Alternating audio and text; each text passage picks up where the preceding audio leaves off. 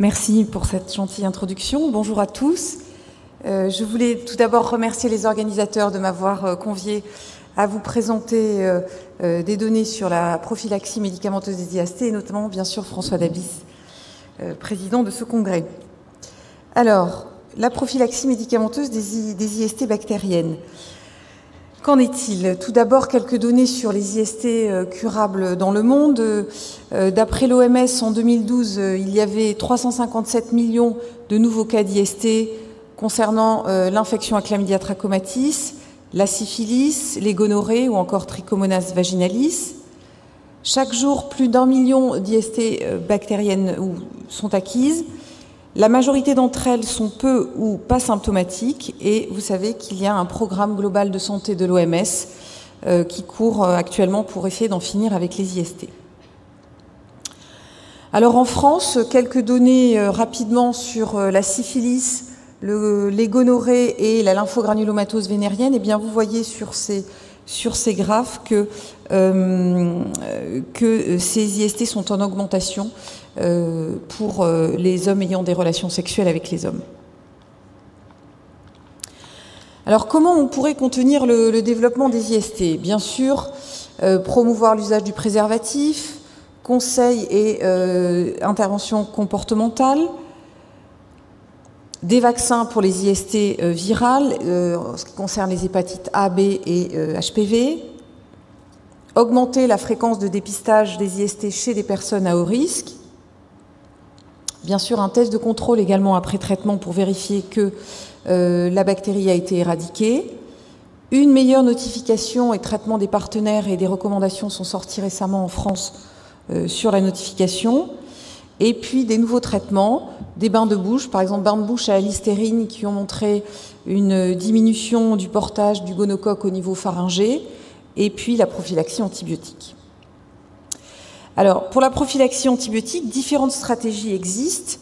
On peut avoir une prophylaxie post-exposition, et c'est de ça dont je vais vous parler dans les diapositives suivantes. Un traitement des IST en incubation chez les partenaires. Un traitement périodique présomptif qui consiste à donner des traitements antibiotiques répétés chez les personnes à haut risque avec des IST asymptomatiques en l'absence de tests de dépistage disponibles. Ou encore un traitement antibiotique de masse pour traiter une population entière à risque d'IST dans une zone géographique définie sur une courte période de temps, ou encore une prophylaxie journalière. Alors, est-ce que la prophylaxie antibiotique pour les IST était une nouvelle stratégie? Eh bien non. Vous voyez que sur cette diapositive qu'il y a eu des publications qui datent des années 40, et notamment donc une sur l'usage du sulfathiazole comme prophylaxie de la gonorrhée donc chez des marins américains.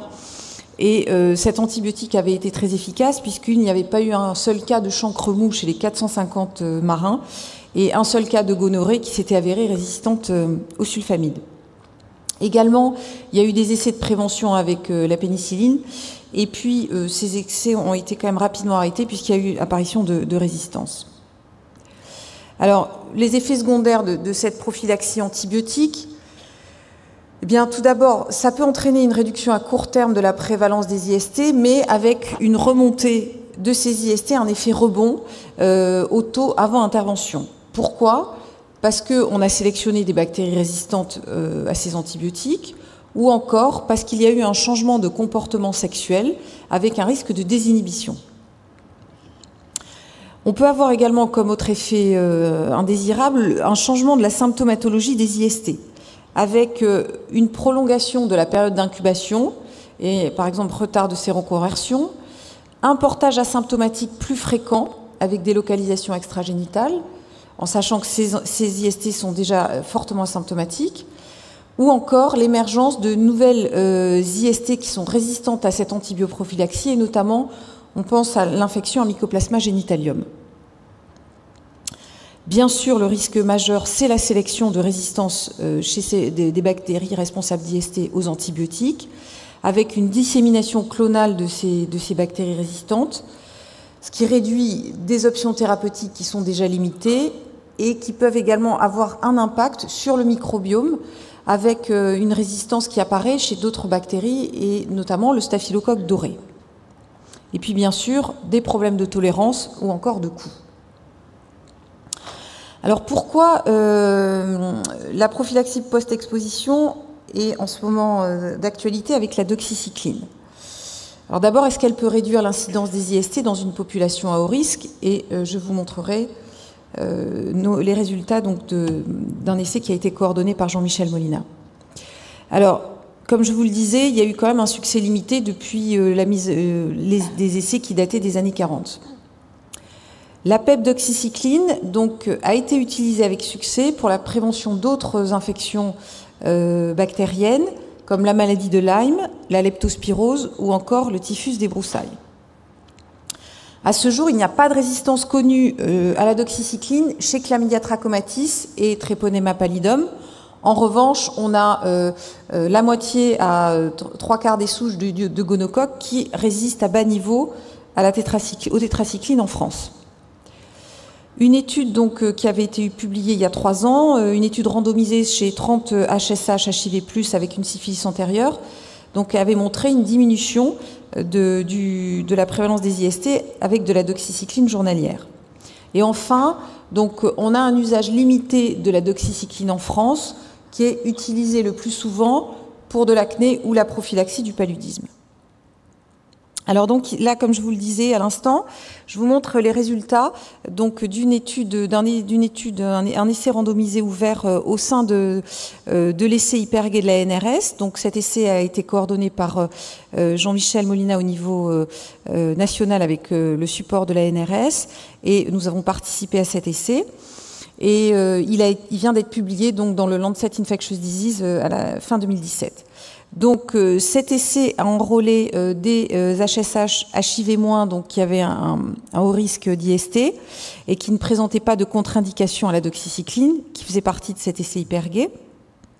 Et il y a eu un bras qui pouvait prendre une prophylaxie post-exposition de la doxycycline à la demande, qui correspondait à une dose orale de 200 mg de doxycycline 24 heures après avoir eu une relation sexuelle. Il pouvait aller jusqu'à 72 heures, et puis un bras qui n'avait pas de prophylaxie. Et on leur demandait de ne pas prendre plus de 6 comprimés par semaine pour limiter l'exposition à la doxycycline et le risque de pression de sélection.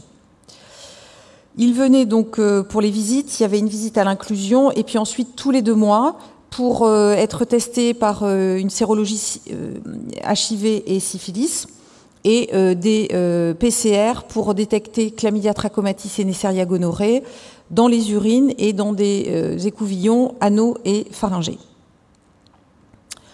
Alors, les caractéristiques de la population incluse, sur 299 patients screenés, 116 ont été inclus dans le bras doxycycline et 116 dans le bras sans doxycycline.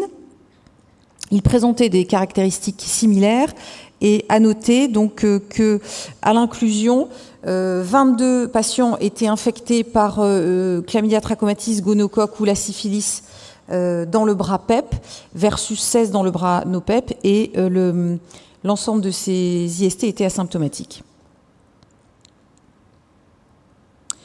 Alors, les résultats, ici, d'après la méthode de Kaplan-Meier, et pour estimer la probabilité d'apparition d'une première IST, vous voyez que en rouge la courbe sans prophylaxie versus en bleu la courbe avec prophylaxie.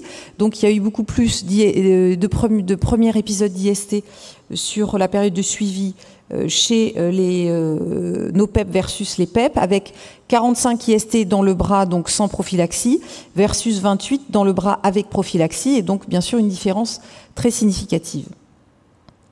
Si on regarde maintenant les résultats par type d'IST, pour le gonocoque, en revanche, on n'a pas vu de différence entre les 2 bras, puisqu'il y avait 25 nouveaux cas de gonocoxie dans le bras sans prophylaxie versus 22 dans le bras avec prophylaxie. Donc pas d'effet sur le gonocoque. En revanche, un effet très significatif sur les infections à chlamydia, puisqu'on a eu 21 nouveaux cas d'infection à Chlamydia trachomatis dans le bras sans prophylaxie versus 7 dans le bras prenant la prophylaxie à la doxycycline. Même chose pour la syphilis, une différence significative entre les deux bras, avec 10 cas de syphilis dans le bras sans prophylaxie versus 3 dans le bras sous doxycycline. Qu'a été l'adhérence à cette prophylaxie post-exposition? Eh bien, une bonne adhérence, puisque 83,3% des patients ont utilisé la PEP après des relations sexuelles. Et voyez que le nombre médian de comprimés par mois était de 6,8, ce qui était tout à fait raisonnable et dans les recommandations qui avaient été faites aux participants. En ce qui concerne les effets indésirables, eh bien, il n'y a pas eu d'effets indésirables sévères importants dans les deux bras. Les effets indésirables décrits les plus fréquents donc, étaient gastro-intestinaux, et notamment ceux donc, qui ont été reliés à l'utilisation de la doxycycline étaient plus fréquents dans le bras doxycycline, avec 29 patients donc, rapportant donc, des effets indésirables intestinaux versus 16 dans le bras sans prophylaxie, donc ce qui était quand même attendu. Alors, en ce qui concerne la résistance aux antibiotiques, tout d'abord pour le gonocoque, donc 57 infections ont été diagnostiquées par PCR chez 47 participants. On a essayé de mettre en culture 28 cas, donc à peu près la moitié des cas, et sur ces 28 échantillons qui avaient été mis en culture, on a obtenu une souche dans 9% des cas, dans 9 cas, pardon, ce qui fait à peu près la moitié, un tiers, pardon, des échantillons qui ont pu donner une souche. Vous voyez qu'il y en avait 2 dans le bras PEP et 6 dans le bras no-PEP. Et sur ces 9 souches, eh bien 4 présentaient une résistance aux tétracyclines. Et toutes ces souches avaient été isolées de patients sans prophylaxie. En ce qui concerne Chlamydia trachomatis, donc on a essayé d'isoler les souches de chlamydia à partir de 22 écouvillons anaux et 2 écouvillons pharyngés. On a obtenu 5 souches qui ont toutes montré une sensibilité aux tétracyclines et à l'azithromycine. Donc en conclusion, eh bien, cette prophylaxie post-exposition d'oxycycline a diminué l'incidence globale des IST chez les ACHA sous PrEP de 47%, avec un suivi d'environ 9 mois. On a eu une tolérance acceptable avec des effets secondaires donc gastro-intestinaux légers à modérés qui n'ont conduit à l'arrêt de la PEP que chez 7% des patients. Malheureusement, on n'a pas eu d'effet sur l'infection à gonocoque. En revanche, il y a eu une forte diminution de 70 à 73% de l'incidence des infections à Chlamydia trachomatis et de la syphilis. Il faut quand même rappeler que la prophylaxie antibiotique pour les IST, même si elle est efficace, n'a pour l'instant produit que des effets temporaires, qu'elle n'est actuellement pas recommandée, que le risque majeur et la menace majeure, c'est la sélection et la dissémination d'IST résistantes aux antibiotiques et en particulier sur le gonocoque. Et donc, on a besoin encore de développer cette recherche dans la prévention des IST. Et pour terminer, je voulais bien sûr remercier Jean-Michel Molina, donc, qui a coordonné l'essai Hypergay et puis l'essai ouvert sur la PEP par la doxycycline et qui m'a gentiment permis d'utiliser ces diapositives. Je vous remercie pour votre attention.